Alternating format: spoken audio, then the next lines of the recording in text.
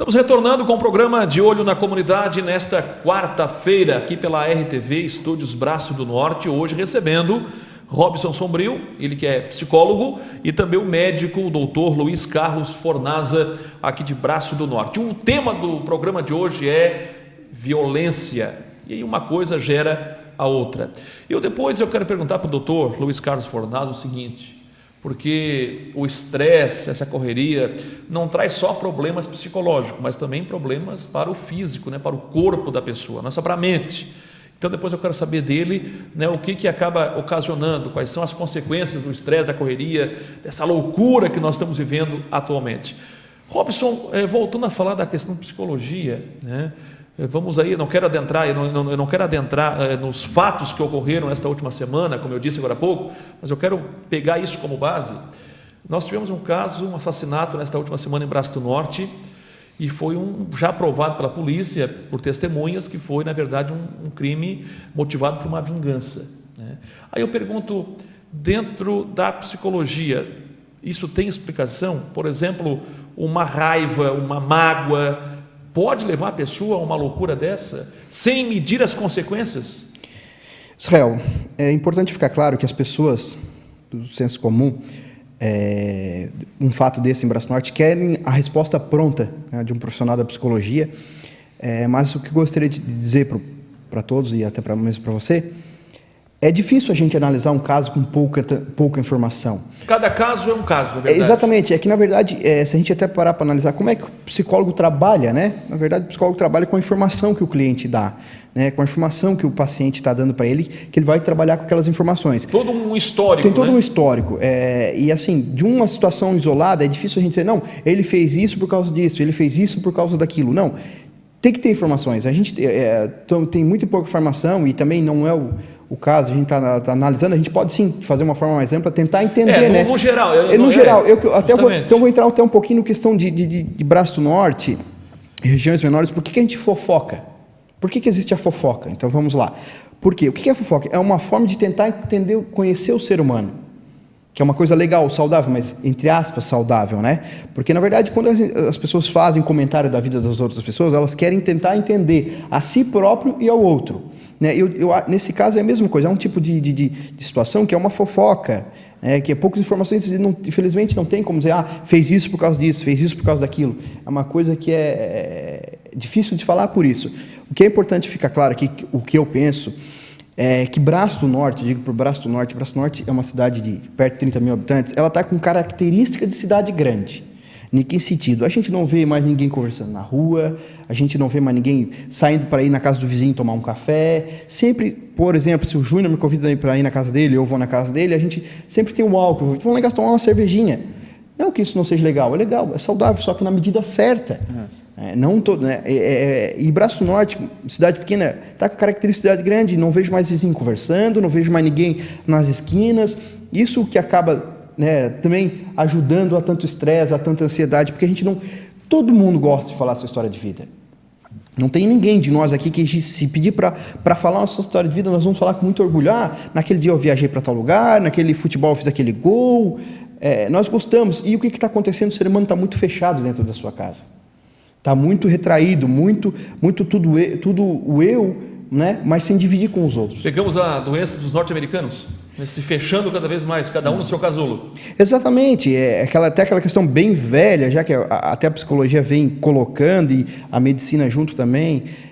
Hoje em dia todos os adolescentes, os pais, cada um tem a sua televisão dentro de casa. O que acontece? Não tem mais o diálogo, não sento mais na sala para assistir televisão, para conversar.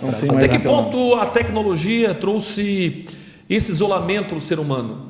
Aí entra internet, televisão, entra celular e tantos outros meios. Até que ponto que a tecnologia trouxe esse isolamento, esta falta de contato que nós estamos tendo, Antigamente, para as pessoas se comunicarem, era na festa da comunidade, era ir numa missa, num encontro com os amigos, num baile, e hoje as pessoas estão se isolando. Hoje a gente se comunica, as pessoas se comunicam através do computador, não precisa nem sair de dentro de casa. Justamente. E aí é que fica limitado a sua residência ali. Muita gente não sai, que eu estou falando aqui pelo computador, pela internet, ou manda uma mensagem, em vez de ligar e perguntar como é que tá, como é que vai, né? Ou ir até o vizinho, até os seus familiares na própria cidade. Nossa cidade, que é uma cidade menor, pequena. Isso com o tempo não pode tornar o ser humano, não digo só aqui especificamente Braço Norte, mas eu falo a nível de mundo, isso com o passar dos anos, né? Claro, está começando agora, a tecnologia está chegando aí, faz pouco tempo, o celular é uma coisa muito nova, aí cerca de 18, 20 anos, a internet também é muito recente, mas isso com o passar dos anos, isso tudo não pode tornar o ser humano um pouco mais... Já está esfriando, né? Mas futuramente não pode esfriar um pouco mais o ser humano, ou seja, fazer com que ele perca cada vez mais, né, aquele calor humano, né, a necessidade do diálogo, de contato com outras pessoas. Eu acho Júnior. Eu acho que isso vai... ainda esses dias eu estava comentando com um colega que a internet ela aproxima pessoas distantes e distancia pessoas próximas, né? Eu acho que isso aí a gente tem parentes lá no Nordeste, conversa com eles 3, 4 vezes ao dia, mas aquele primo que mora a 2 quadras da tua casa, tu faz 1 mês que não fala com ele. Ou até mais. Né? Ou até mais, né? Então, eu acho que ajuda e também a pessoa fica mais acomodada, vamos dizer, de pegar isso aí, ter aquela relação, ir lá, ver, principalmente com pessoas idosas. A maioria... pessoas idosas não têm tem até acesso, mas não tem o hábito, é muito mais dificuldade para aprender a lidar com a tecnologia.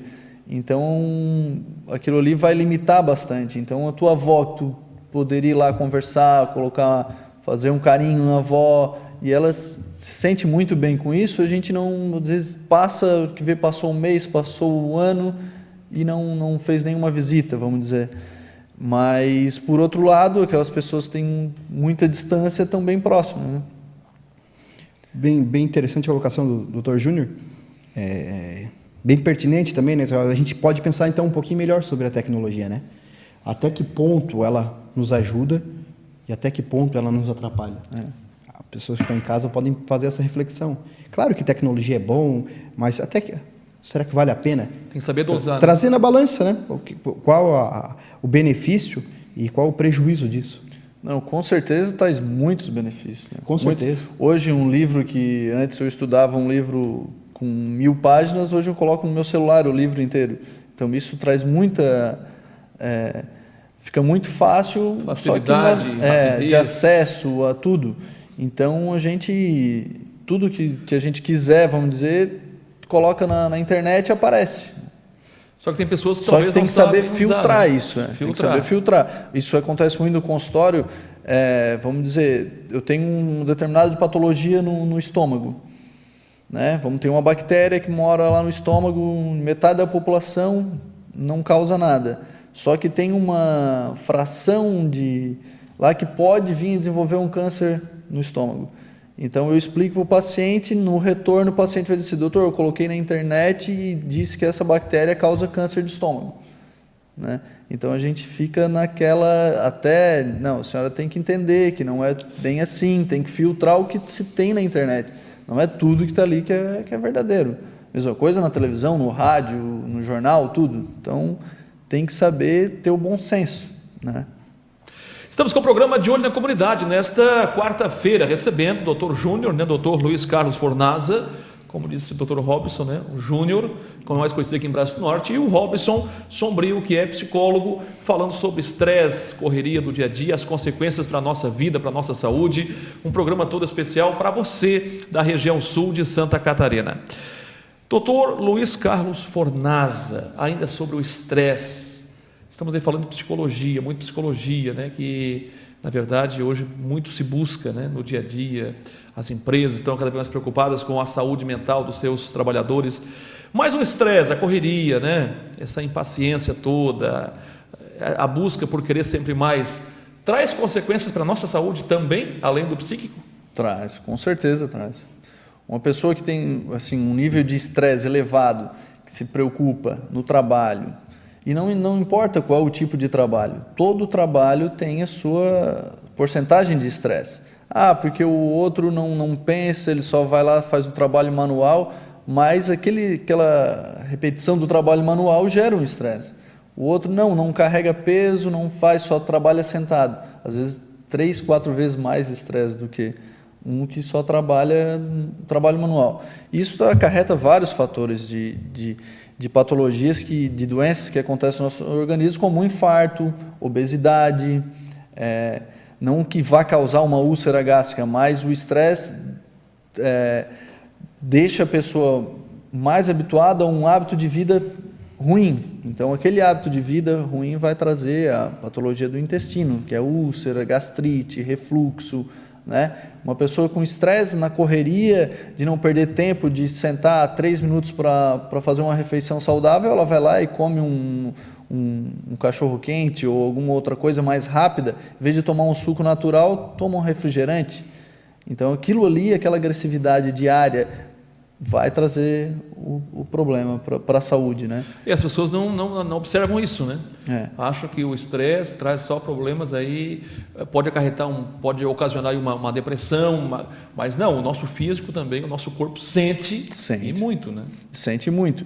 E tu tem um hábito acelerado, tu não vai ter tempo para fazer academia, ou tu não vai tirar o tempo. Às vezes, se organizar, não tem tempo para a família, para fazer uma caminhada, fazer um passeio. Daí vai dormir, fica pensando no trabalho, não dorme bem, no outro dia já está bem ruim. Então, gera muitas patologias e sociopatologias, né? Assim, de relacionamento, da sociedade e de tudo. Programa De Olho na Comunidade, vamos a mais um intervalo e eu volto na sequência aqui na ARTV, cada vez mais perto de você.